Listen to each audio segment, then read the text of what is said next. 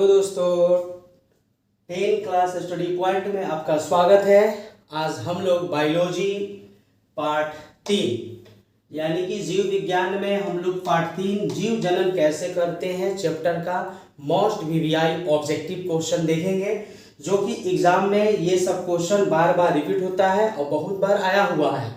इसलिए ये सारे क्वेश्चन जो है इसको देखेंगे और बढ़िया से इसको समझते हुए और याद करते हुए जाएंगे।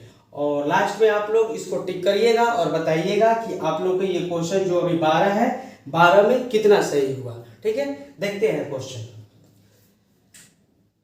पुष्प का कौन सा भाग फल बनाता है?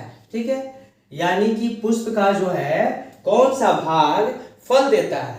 तो इसमें देखेंगे, इसमें परागकोश है, वर्तिकाग्र है, वर्तिका है और अंडाशय है। तो देखिए फल किससे बनता है? तो अंडाशय से बनता है। ठीक है, अगला क्वेश्चन देखते हैं। अलैंगिक जनन मुकुलन द्वारा होता है। ठीक है, अलैंगिक जनन मुकुलन मतलब मुकुलन के द्वारा जो अलैंगिक जनन होता है, ये मुकुलन में कौन सा भाग आता है? अमीबा है, ईस्ट हाइड्रा है, प्लाज्मोडियम है, लेशमोनिया है। तो आपका मुकुलन जो होता है ये तो पादप में होता ही है, लेकिन यह ईस्ट और हाइड्रा के लिए। ठीक है, इसके लिए ईस्ट और हाइड्रा के लिए। अब देखिए, पुष्प का कौन सा भाग से परागकण बनता है?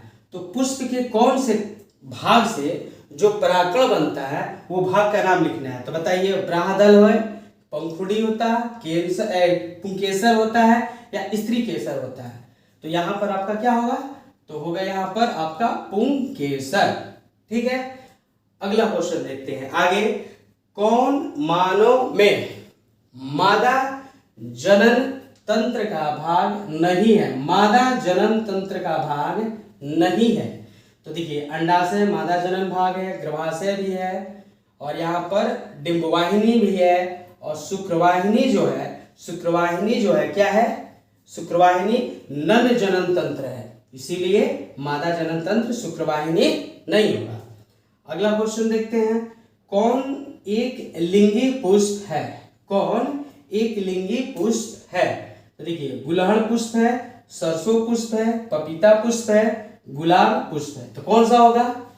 इसमें होगा पपीता पुष्प। ठीक है, आगे देखा जाए। उभयलिंगी जंतु कौन सा है? उभयलिंगी जंतु, उभयलिंगी का मतलब जो दोनों, यानी कि नर और मादा। तो इसमें क्या? केचुआ है, कुत्ता है, बिल्ली है, बकरी है। तो उभयलिंगी केचुआ होता है। केचुआ जो होता है न नर होता है और न ही मादा होता है तो दोनों हो जाता है केचुआ।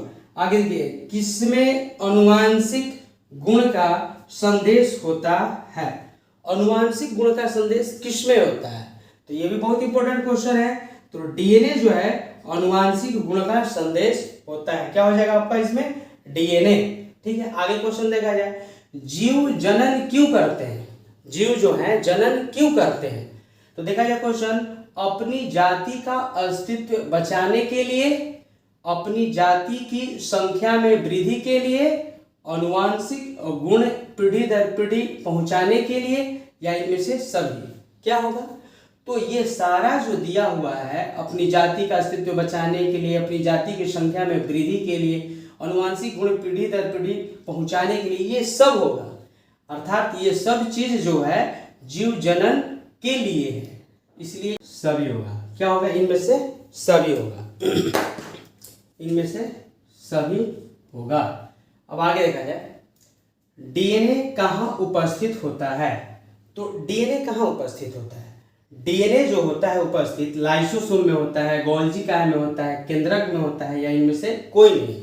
देखिए, डीएनए जो उपस्थित होता है वो केंद्रक में होता है। कहाँ होता है? केंद्रक में होता है। और कह रहा है कि अगला क्वेश्चन कि प्रत्येक जीव अपने ही समान नया जीव संतति उत्पन्न करता है, तो उस क्रिया को क्या कहते हैं? प्रत्येक जीव अपने ही समान जीव को जो उत्पन्न करता है, यह जो क्रिया होता है, यह क्रिया को क्या कहते हैं? तो देखिए, यह क्रिया को हम लोग जनन कहते हैं कि अजनन कहते हैं, द्विखंडन कहते हैं कि मुकुलन कहते हैं। यानी कि प्रत्येक जीव अपने ही समान नया जीव को जो उत्पन्न करता है, जो क्रिया होता है उत्पन्न करने की, उस क्रिया को क्या कहते हैं? तो हम लोग जनन कहते हैं। क्या कहते हैं? जनन कहते हैं। क्या कहते हैं? जनन कहते हैं। ध्यान से सुनना है। और वीडियो आपको अच्छा लग रहा है तो लाइक करिए, शेयर कीजिए। अगर आप हमारे चैनल पर नया है तो चैनल को प्लीज सब्सक्राइब कीजिए। चैनल को प्लीज सब्सक्राइब कीजिए। देखा जाए जनन कितने प्रकार के होते हैं? तो जनन जो होते हैं दो तरह के होते हैं। एक लैंगिक जनन होता है और दूसरा अलैंगिक जनन होता है। बताइए, पहला लैंगिक जनन और दूसरा अलैंगिक जनन। तो जनन कितने प्रकार के होते हैं बताइए? तो जनन आपको दो प्रकार के होते हैं। ठीक है। अच्छा, लास्ट क्वेश्चन देखा जाए, अमीबा में जनन किसके द्वारा होता है? देखिए, अमीबा में जनन किसके द्वारा, मतलब अमीबा कैसे ग्रोथ करता है, वो कैसे रूपों में बढ़ता है? तो अमीबा विखंडन होता है, टूटता है। टूट के अमीबा जो है ना खंड होकर 2 रूपों में बढ़ता है, फिर 2 से 4 रूपों में बढ़ता है, फिर 4 से 8 रूपों में बढ़ता है। तो उसमें जैसे होता है कोशिका विभाजन से, लैंगिक जनन से, मुकुलन से, इनमें से कोई नहीं। तो वो होता है कोशिका विभाजन से क्या होता है? टूटता है। कोशिका विभाजन से अमीबा 2 भागों में टूट जाता है। तो इसमें ऑप्शन क्या हो जाएगा? ए, कोशिका विभाजन से। आप सारे स्क्रीनशॉट ले सकते हैं। स्क्रीनशॉट लेकर इसको आप फिर से क्वेश्चन को उतार कर और याद कर सकते हैं। आप हमारे वीडियो को लास्ट तक देखें, इसके लिए बहुत बहुत धन्यवाद। प्लीज़ चैनल को एक बार फिर से बोल रहे हैं, सब्सक्राइब कीजिए। वीडियो अच्छा लग रहा है लाइक कीजिए और दोस्तों में शेयर कीजिए। धन्यवाद।